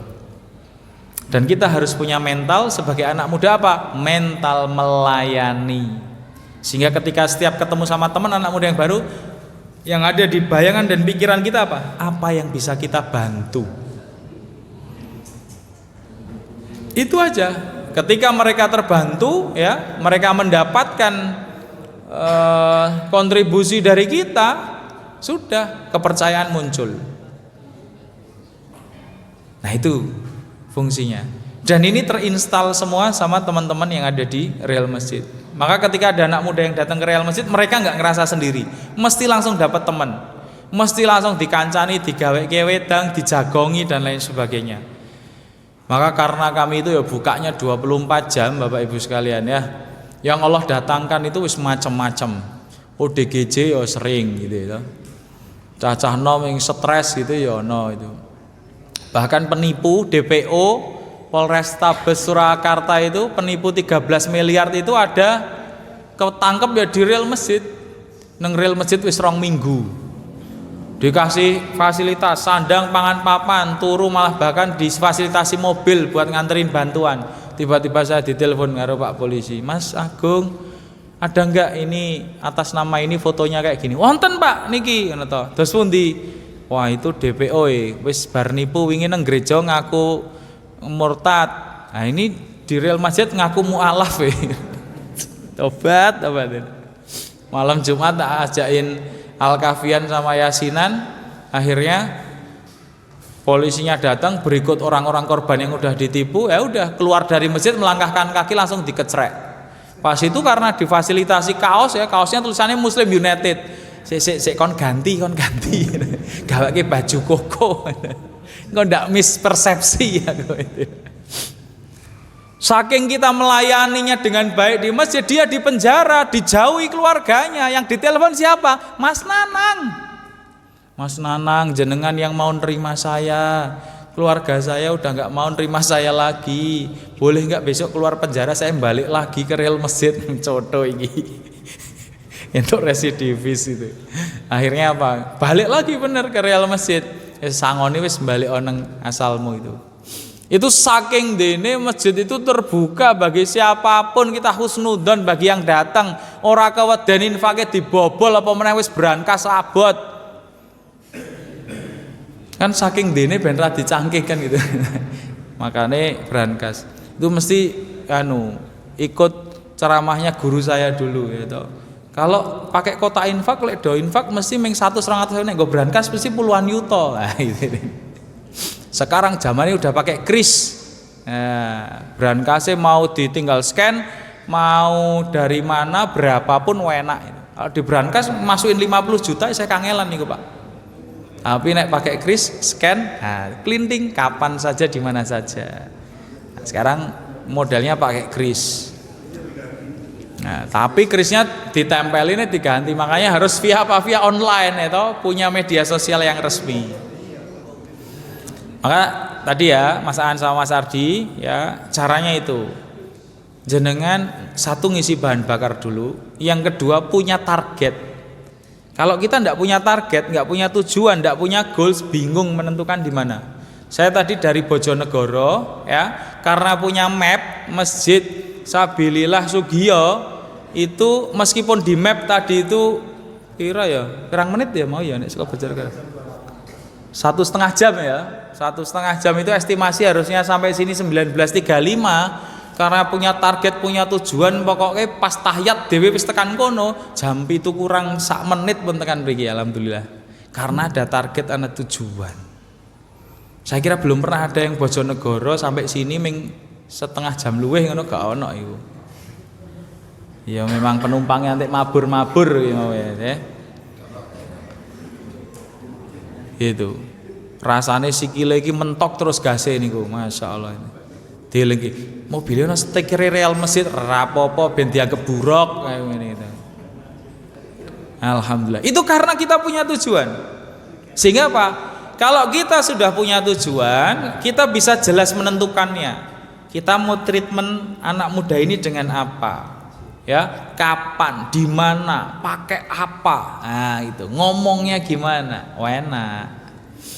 Jadi jangan ngelihat hasilnya dulu kayak apa, udah banyak ratusan anak muda ngumpul start denet dan lain sebagainya. Jangan. Kita dulu yang mulai 7 orang, 8 orang, dari 1-2 orang tapi dilazimi. Ketika kita sudah dapat polanya, tinggal diduplikasi secara masif. Bisnis usaha yang cabangnya banyak, mereka pasti dari satu cabang terlebih dahulu, tapi mungkin dia detail. Ya, mau nanti ini potensi lubang tikusnya di mana dia sudah tahu, cara nambalnya gimana. Misalkan bisnisnya ayam goreng iki oleh nglepungi piye, dadine sepiro, takerane gulane pira, uyahe sepiro niki wis bener-bener mungkin. Nah, itu dulu kita lakukan dalam waktu 2 sampai 3 bulan. Maka tadi ketika anak muda ini mencurahkan waktu, tenaga pikirannya full untuk masjid, ternyata bisa membahagiakan banyak sekali masyarakat. Nah, makanya kita semakin yakin, ayo anak-anak muda balik hatinya terpaut di masjid. Ini bakalan banyak perubahan, apalagi secara kalkulasi ya Bapak Ibu sekalian dirahmati Allah. Umat muslim di negara kita itu sekitar 200 juta. Masjidnya ada 1 juta. Artinya apa? Kalau masjid sudah ada jamaahnya 200 orang, itu sudah selesai janjane. 200 yuto bagi sak yuto. Sak masjid 200 wae, tapi dikelola benar-benar dengan optimal, jamaah diopeni, tahu detail, beres urusannya. Kita kemana-mana masih banyak ngelihat masjid yang tumpuan infake 50-an, 100-an juta, itu masih banyak. Saking dene napa bingung meh nggo apa. Satu itu. Yang kedua apa? Iki meh dilakok sapa sing arep nglakokke ya gitu. Meh bangun wis apik kabeh. Ha ini bingung akhirnya. Ketumpuk terus. Di Real Masjid itu selalu ada program sampai sekarang ya toh, karena kita pengen lebih bagus dari Joko Karyan dan Masjid Raya Al Falah Sragen yang ngenolin infak. Akhirnya apa? Infaknya nganti minus gitu. Tiap Jumat itu kita ngumumin infaknya minus sekian-sekian. Kenapa? Ya salaman dulu sama suppliernya, bisa dibayar tempo apa enggak gitu. Yang penting kebermanfaatan ke jamaah optimal. Ya alhamdulillah 1-2 hari ya bisa ketutup. Cuman apa? Nanti setelah Baitullah, Baitul Quran, ada Baitul Mal, terus Baitul Muamalah. Masjid harus mengembangkan yang namanya badan usaha milik masjid, mengembangkan wakaf produktif. Supaya apa? Supaya semakin banyak masjid ini nggak bebani masyarakat. Kenapa kok membebani masyarakat? Masjidnya njaluk duit masyarakat terus karena nggak punya amal usaha. Maka harus dikembangkan badan usaha milik masjid, amal usaha sebagai backbone operasionalnya masjid. Tapi setelah melewati Baitullah, Baitul Quran dulu, nggak langsung dijujuk gitu. Jadi bertahap. Mas Aan, Mas Ardi nanti ngajain anak-anak mudanya, jenengan ngerasakan dulu mau jadi tak ajak seperti apa. Meh nang masjid, jenengan teko nang masjid paling gasik. Wah, itu sadurunge jamaah do teko masjide wis resik, wis wangi. Nanti pada datang sendale wis ketoto kabeh, kamar mandine wis resik. Wah, itu mesti luar biasa. Dari situ pasti menginspirasi yang lain. Dan dari situ juga nanti anak-anak muda pasti akan diberi kepercayaan dan otoritas sama para tokoh senior, sama orang-orang tua. Tapi kalau ming cah enom nang masjid kok ming protes ya toh, ora tahu tandang gawe, ming ngejak debat dan lain sebagainya, walah wis ora kanggo wong ngene. Maka sering banyak anak-anak muda yang ngeluh, wah ini saya orang tuanya takmirnya ini kolot, ini kolonial dan lain sebagainya. Mesti di Real Masjid dimarahin. Ya, kenapa? Harusnya anak muda itu mentalnya melayani para orang tua. Ora usah kakean mendebat, kakean protes, kakean ngeritik. Tapi apa? Tunjukkan pekerjaan, tunjukkan hasilnya kepada yang sepuh-sepuh. Orang malah mengkritik terus akhirnya nggawe gerakan, ayo sholat tahajud bareng ngono to. Ngopo engko ndongake bentang mati. Naudzubillah. Ini gara-gara Pak Kai iki angel banget iki wis gendang ngono to. Wah, itu ndak boleh. Ya. Anak-anak muda harus mau membuktikan, bisa membuktikan peranannya, kontribusinya ke masjid. Gitu Mas Adi. Oke? Nah, nanti jenengan Mas Ardi, Mas Aan ya, kalau ada waktu atau ketemu teman, bapak-bapak punya putra-putri atau tetangga yang memang benar-benar niat mau ngopeni masjid, tinggal dikirim ke Real Masjid. Kita punya program yang namanya Real Marbot Academy tadi. Kita milih ya, mendidik selama 6 bulan intensif, tinggal di Real Masjid, kita ajari nanti lulus gimana caranya bisa mimpin operasional masjid, jadi manajer dan CEO. Dulu kita bikin seleksi ya, yang daftar mau jadi marbot aja ya ratusan, hampir 600 orang. Akhirnya kita seleksi model kayak Indonesian Idol. Bakatnya opo? Iya, wis. Makanya jangan dicontoh lah Real Masjid itu aneh-aneh lah pokoknya ini modelnya iki. Oh, meh nyari marbot aja sampai kayak ngene iki. Nah, suruh adzan, suruh ngaji, suruh berenang, suruh apa, pokoknya bakatmu apa. Nah, nanti kita didik selama 6 bulan itu kita ngajari gimana caranya mereka bisa melakukan proses peleburan terhadap umat, bisa membersamai masyarakat. Kenapa? Ngopeni masjid itu berat, banyak kepala yang harus diakomodir, banyak tokoh yang harus diakomodir, banyak ide yang harus diakomodir. Kalau enggak benar-benar bisa punya kelapangan hati, kesabaran, kepiawaian untuk ngelola banyak jamaah, walah isi nemeng dirasani diunek-unek ketok. Karena susah, menyenangkan semua orang itu susah, enggak mudah. Makanya besok, nggih, Bapak Ibu sekalian, kalau panjenengan punya putri, ya mau dilamar sama laki-laki, pertanyaannya enggak usah neko-neko. Pertanyaannya satu saja. Apa? Kowe ngopeni masjid ngendile. Nah, gitu aja udah beres. Enggak usah. Kenapa? Karena kamar mandi WC masjid aja diperhatiin, apalagi anak kita. Ya, gitu. Jadi udah jelas teruji, kepemimpinannya insya Allah jelas teruji karena ngelola masyarakat banyak, memimpin berbagai macam pemikiran yang ada. Maka insya Allah kalau untuk mimpin jadi kowam putri kita itu wis aman lah. Maka jalan-jalan ke Kota Batu, jangan lupa membeli robot. Kalau bapak ibu pengen cari calon menantu, pilihlah yang jadi marbot. Yeah. Yuk lanjut pertanyaan selanjutnya. Mas mana? Aku mana dia? Monggo. Mas An, ini dua sejoli ini. Atau belakang dulu gimana? Kita start dulu sama Ustadz yang di belakang. Enggak apa ya Mas An ya? Monggo Ustadz. Terima kasih. Assalamualaikum warahmatullahi wabarakatuh. Waalaikumsalam warahmatullahi wabarakatuh. Sangat menarik sekali yang disampaikan oleh tim dari Real Masjid ini yang ingin kami sampaikan. Yang pertama, bagaimana mengakomodir dari lintas pemikiran yang muda dengan suntikan semacam ini, kemudian untuk bisa menyampaikan kepada bapak-bapak yang disebut tadi.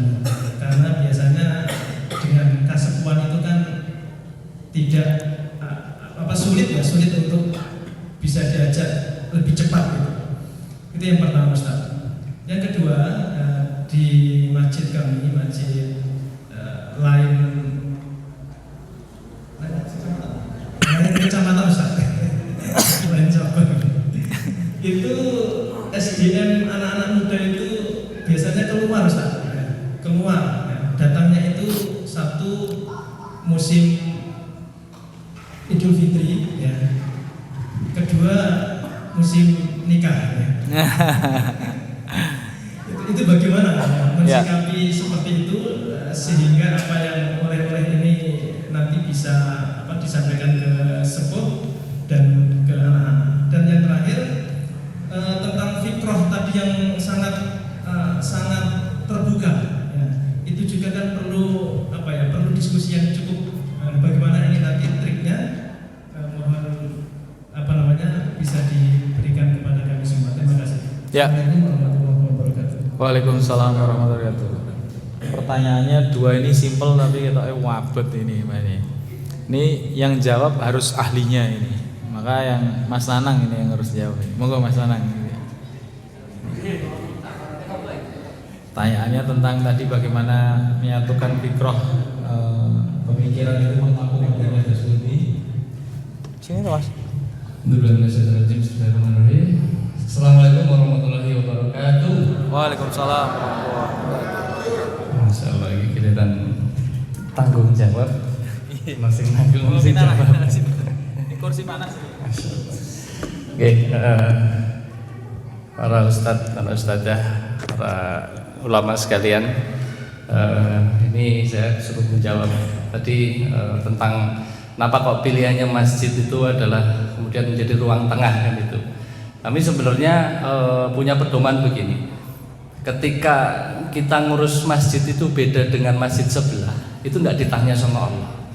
Ketika kita ngurus masjid kita itu beda dengan satu kecamatan, nggak akan ditanya sama Allah. Dengan satu negara pun nggak akan ditanya, dengan satu dunia pun nggak akan ditanya. Tapi ketika kita ngurus masjidnya, tidak sama dengan Rasulullah ngurus masjid, para sahabat ngurus masjid, ditanya sama Allah. Karena nanti akan ketemunya apa? Sing dicontoh sopo, kan itu. Gimana? Dan Rasulullah itu sudah mengabarkan sebuah badai fitnah yang datang di akhir zaman ketika sedang memberikan ilmu kepada para sahabat. Jadi dalam sebuah hadis disampaikan bahwa Rasulullah itu biasanya itu kalau menyampaikan khutbah atau menyampaikan tausiah itu tidak pernah panjang-panjang, singkat, jelas, padat, laksanakan gitu. Tapi kali ini suatu hari itu Rasulullah menyampaikan khutbahnya itu dari selepas subuh sampai menjelang maghrib. Jadi sahabat itu bertanya-tanya, ya jane mungkin karo kram-kram sikile sambil geringgingan gitu, nggak tahu ya peristiwanya. Tapi duha kok belum selesai, terus duhur cuman sholat duhur, lanjut lagi sholat asar, lanjut lagi sampai maghrib. Nah di situ disampaikan apa sih yang disampaikan? Ini kan berarti apa yang disampaikan itu begitu penting itu. Yang disampaikan Rasulullah begitu penting. Ternyata muatan di situ Rasulullah mengabarkan bahwa di akhir zaman nanti umatku akan terkena 3 badai fitnah besar. Dan fitnah itu laksana tsunami yang gelombangnya itu tidak bisa dibendung dan itu memasuki ke semua penjuru, termasuk juga masjid. Dan itu kami merasakan. Apa fitnah-fitnah tadi? Nah, fitnah-fitnah ini dikabarkan dalam rangka apa? Antisipasi. Kita jangan sampai apa yang diberitakan oleh Rasulullah ini terjadi dengan kita gitu loh. Sebagaimana Rasulullah mengabarkan nanti di akhir zaman itu umat Islam seperti buih di lautan, banyak tapi tidak fungsi apa-apa, bahasanya hanya sekedar kumpul-kumpul doang. Apa bedanya dengan supporter bola? Kumpul-kumpul doang gitu. Nggak punya menjadikan Islam itu jadi hebat. Tapi dari dalil itu kan terus kita apa yang kita lakukan? Jangan sampai kita jadi buih kan begitu. Begitu juga dengan 3 kabar fitnah ini yang Rasulullah sampaikan. Fitnah yang pertama adalah fitnah permusuhan. Jadi di akhir zaman ini betapa banyak kita lihat masjid-masjid itu sibuknya bermusuh-musuhan antar masjid.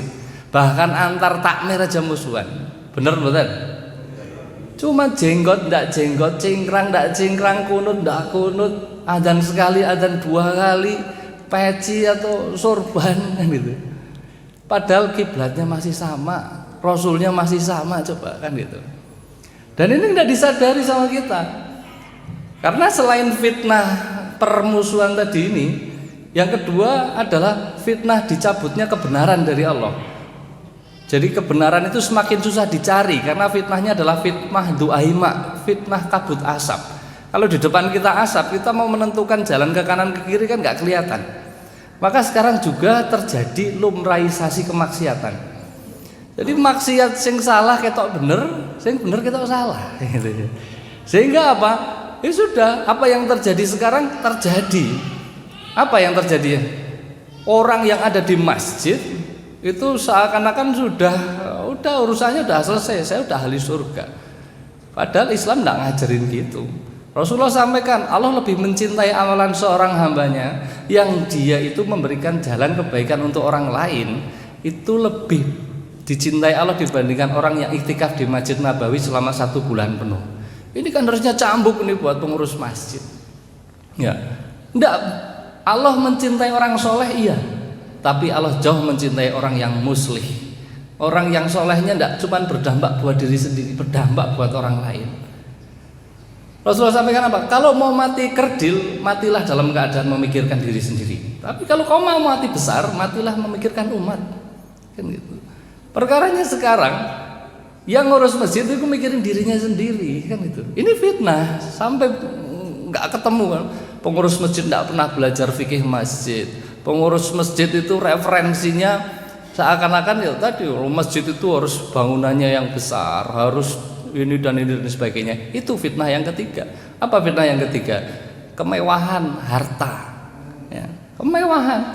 Jadi seakan-akan kemakmuran masjid itu dari banyaknya jamaah, kemakmuran masjid dari tingginya menara, kemakmuran masjid dari besarnya infak. Sehingga pengurus masjid sibuknya bikin proposal, gimana?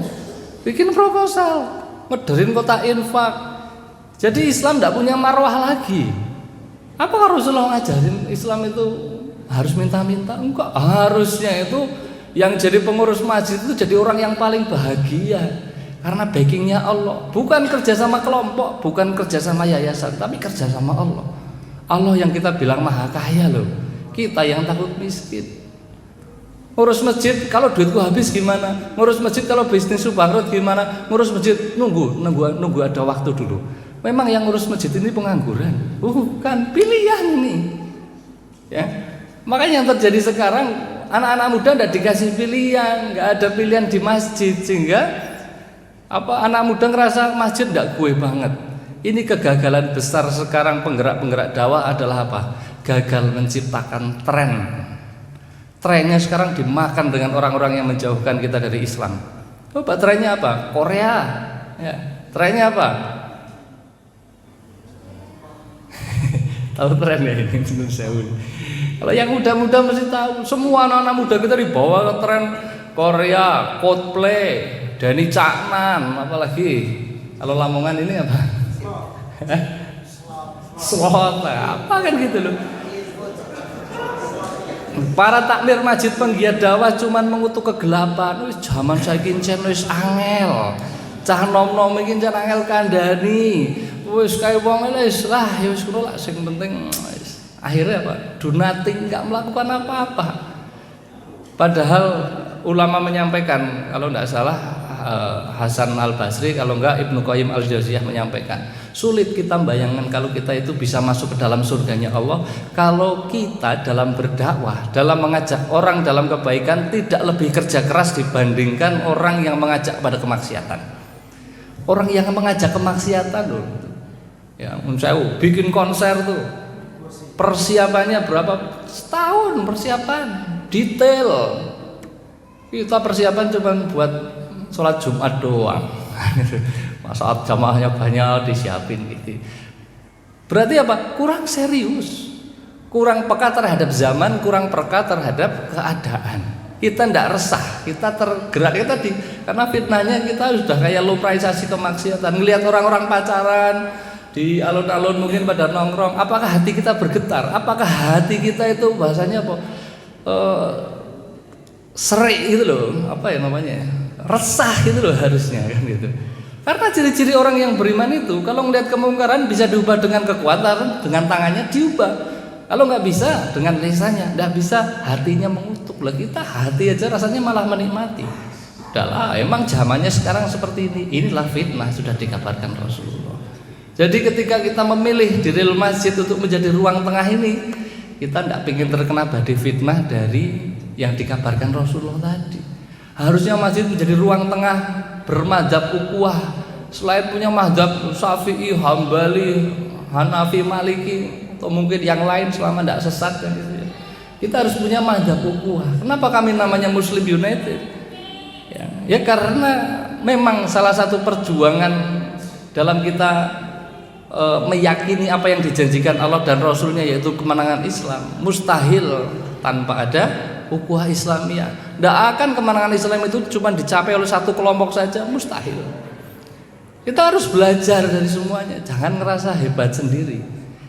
Nah, madzhab ukhuwah itu apa ciri-cirinya? Kami diajari oleh ustaz-ustaz kami, yang pertama adalah kita memahami bahwa perbedaan itu sudah disepakati para ulama untuk berbeda. Mau hilal, mau ruqyah, mau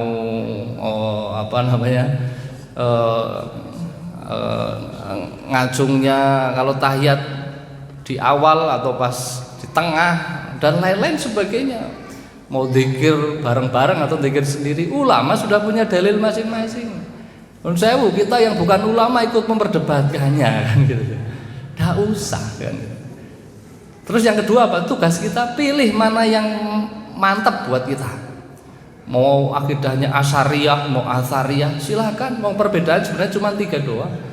Di furu tentang akidah Asyariyah, Athariyah. Yang kedua di urusan fikih. Urusan fikih perbedaan mazhab saja. Ada mazhab yang besar ya ada 4 itu tadi kan.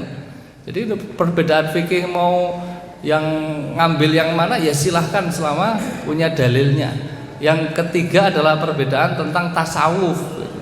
Mungkin yang sini sufi, yang sini tasfiyatun nafas, yang sini ngaji al-hikam, yang sini ngaji Ibnu Qayyim al-Jauziyah dan sebagainya, no problem kan gitu. Jadi persamaan yang lebih banyak, maka kita harus menjadi ahlul islah. Ahlul islah ini gajinya dari Allah itu besar. Maka untuk menjadi ahlul islah ini bahkan kita bohong pun boleh. Ya, bohong itu boleh satu sama istri. Ketika muji masakan istri atau ngalem istri, jane ya ora cantik ya wis ayu. Yang kedua, saat kita perang ya, saat perang harus strategi, masa ya blak-blakan apa onone. Yang ketiga, mengislahkan sesama umat beriman. Karena setan itu tidak pernah ridho dengan hijrahnya kita. Kita di sini bermajelis, di luar situ iblis sama setan lagi bermajelis juga. Mereka siapkan strategi antum keluar dari pintu-pintu tadi ini sudah disiapkan. Ini ngopo kowe ngrungokke omongane wong cah wingi sore kok tak dirungokke. Nanti wah ora aku meh ngurus masjid, buka pintu rumah, ketemu dengan ibunya, dengan istrinya. Terus setan bisikin lagi, "Lho, urusan rumah tanggamu ya urung rampung kok dadak ngurus-ngurus masjid, emang ora serana gawean kok kan gitu. Bisnismu lho kayak digarap dan sebagainya kan gitu." Nah, ini jebakan setan banyak, termasuk salah satu jebakannya setan untuk orang-orang yang hijrah, orang-orang yang sudah bahasanya sudah dalam on track soleh itu adalah apa?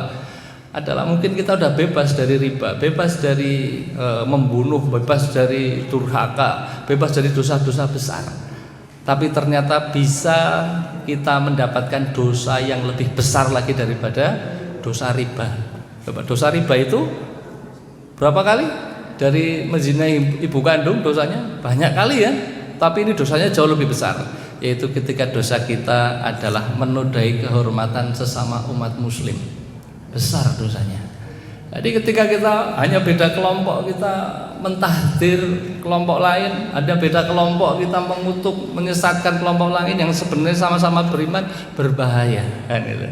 Maka ya tadi apa yang harus dijelaskan misalnya ke yang sepuh-sepuh nanti, kalau tidak bisa menjelaskan sendiri ya bawa ustaz gitu kan ya. Karena kadang-kadang kita yang biasa diketahui terus ngomong itu loh, kowe iki sapa ngerti nembe ngerti iki sore kan gitu. Tapi cara yang lebih penting lagi adalah diajak makan ya. Kalau mau ngobrol itu ya sambil makan. Apa sing urung tau didahar karo takmire dibawain, bawa ngobrolnya enggak usah di masjid yo, ke restoran mana kan gitu. Kalau ketika di tempat kami juga seperti itu, diplomasinya makan-makan.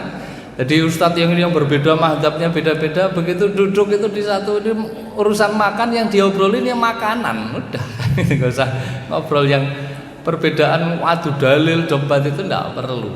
Jadi kita ngerti Islam itu luas, fikih itu luas, yang sempit itu hati kita. Ya, yang sempit itu hati kita. Kalau kita sudah milih mana yang buat kita paling mantap, sudah. Tapi jangan ngerasa, udah ini paling benar. Bahkan Imam Syafi'i saja, ketika ada dalil yang lebih mantap dari saya, campakkan apa yang saya sampaikan. Nah ini pertanyaan tentang dia fikroh pemikiran menyatukan. Jadi tidak semuanya itu terus kudu satu bendera, enggak. Karena memang pilihan masing-masing orang ini kan mantapnya beda-beda. Di Indonesia itu semua aliran itu punya pengikutnya loh. Nabi palsu aja ada pengikutnya kok di Indonesia kok kan gitu. Nggih mboten. Jadi yang mustahil nanti kita tuh disatukan dengan kabeh itu podo, ndak bisa. Ya, karena memang ini sudah fitrahnya. Tugas kita apa? Mengislahkan. Tugas kita menjadi ruang tengah. Jangan memeruncing permusuhan sama umat Islam. Karena ini tidak diinginkan sama Allah. Allah yang sampaikan bahwa umat Islam itu satu kan gitu ya. Tapi perbedaan ini adalah bagian ujian dari Allah kepada kita apakah kita akan mengambil peran sebagai ahlul islah atau peran masjidnya sebagai masjid diror, masjid yang memecah belah, masjid yang ditinggikan hanya kelompoknya, masjid yang ditinggikan hanya donaturnya, hanya takmirnya, hanya yayasannya. Bukan, kita yang kita tinggikan adalah Islam, karena ini ada hajatnya Allah. Bos kita Allah, kita gaji yang paling besar bukan dari yayasan, gaji yang kita tunggu dari Allah. Apa? Naungan di padang mahsyar, masuk surga tanpa hisab. Itu yang harus menjadi motivasi kita. Maka ngurus masjid harus serius, seserius mereka-mereka yang mengajak kepada kemaksiatan, ya. Maka salah satu keseriusan kami, walaupun kami belum menganggap kami sudah seserius itu gitu ya, kami tidak mau kalah sama Denny Canan. Denny Canan konser, ya kan? Kita juga bisa kok tur gitu. Liling masjid ke masjid. Kalau biasanya ceramah bawa 1-2 orang, kita bawa 10 orang, peralatan bawa sendiri. Kalau di masjid ada peralatan, kita udah bawa peralatan sendiri kan gitu. Jadi apa? Sebagai bukti kita nanti hujah di hadapan Allah, kita tidak mau seperti yang dikatakan ulama tadi, bahwa kita susah bayangin masuk surga kalau kita dalam dakwah tidak seserius orang yang mengajak pada maksiat. Kita semua ini adalah artisnya Islam. Orang ngelihat Islam bukan dari dalil, wong belum lihat dalil, belum ngaji, tidak baca Quran kan itu. Orang lihat Islam itu dari kita semua yang ada di masjid. Wow, ternyata orang yang di masjid itu bahagia ya. Senang mereka akhirnya mau ke masjid karena pengen bahagia juga kan gitu. Tapi ketika yang ada di masjid kok kayaknya tambah ruwet, musuh-musuhan, okay? Begitu keluar yang malah menggawa proposal, golek infak rono rene ya didoi rono rene. Ya jadi nggak keren gitu loh di masjid. Apalagi untuk kejar anak muda. Anak muda ini kan mahadzabnya itu kan keren. Kalau enggak keren ya enggak gue banget ya gitu. Apalagi anak muda tuh kalau ke masjid cuma disuruh-suruh doang. Oh bapak-bapak saya aja enggak nyuruh kok, disuruh-suruh kan gitu anak muda. Jadi anak muda persepsi terhadap marbot harus direduksi. Prestasi marbot jangan hanya sekedar suruh adzan dan iqomah saja. Kasih peran anak muda. Anak muda kasih peran. Jangan cuma disuruh-suruh, kasih ide, didengarkan. Nek punya ide lakoni gelem ora, anak muda ditantang paling seneng kan gitu. Ditantang. Yang penting kita jagani yang sepuh-sepuh untuk jangan sampai melanggar syariat. Udah gitu kan. Kalau nanti anak anak muda kita tempat berkumpulnya sudah di masjid, cita-citanya sudah akhirat. Kemudian tokoh-tokoh yang menjadi idola-idolanya bukan K-pop, bukan Spiderman, bukan Batman, tapi tokoh-tokoh Islam. Tidak lama Islam ini akan menang. Tinggal hitung hari saja. Cuman sekarang sudah terjadi? Belum. Nah, ini tugas kita. Kita tidak boleh abe. Ditanya kita sama Allah nih, masjid sebesar ini, masjid di luar banyak-banyak yang lebih besar. Abai terhadap kepentingannya Allah dan Rasulnya. Nopo kepentingannya Allah dan Rasulnya? Di surat At-Taubah ayat 33. Alladzi arsala rasulahu bil huda wa dinil haq liyudhhirahu ala dini kullih walau karihal musyrikun. Allah turunkan agama ini untuk apa? Untuk dimenangkan atas agama yang lain, untuk memerangi kebodohan-kebodohan manusia yang menghamba kepada selain Allah. Sing menghamba pada duit nih, balik lagi ke Allah. Yang menghamba pada jabatan, balik lagi ke Allah. Gunakan jabatan untuk Allah. Yang gitu. Ini tugas kita. Walau karihal musyrikun, walau orang musyrik tidak suka, orang kafir tidak suka, orang munafik tidak suka, tidak apa-apa. Itu musuh kita. Jadi musuh kita bukan sesama umat muslim. Jangan sampai salah mengidentifikasi musuh. Ya, terakhir karena waktunya sudah habis, saya sampaikan sebuah hadis yang disampaikan Rasulullah harusnya melecut kita. Baik nanti yang muda, yang tua, yang sehat, yang sakit, yang kaya, yang enggak kaya, yang biasa saja, semuanya pasti bergerak. Apa dalilnya? Suatu saat Rasulullah bertanya kepada sahabat, sahabat, kau tahu nggak siapakah itu orang yang mandul? Sahabat menjawab, orang yang mandul itu orang yang sudah berpasangan tapi lama tidak punya anak, itu mandul. Leres kan gitu kan? Sampai-sampai kalau orang yang kalau dikatakan mandul di dunia rela untuk ngeluarin ratusan juta pergi ke Singapura, pergi ke luar negeri itu berobat, bikin bayi tabung biar tidak dikatakan mandul gitu. Tapi Rasulullah sampaikan apa? Bukan. Orang yang mandul itu orang yang hidup selama hidup di dunia dia udah dikasih nikmat sama Allah. Bisa jadi dikasih anak, tapi anaknya tidak punya kontribusi buat Islam.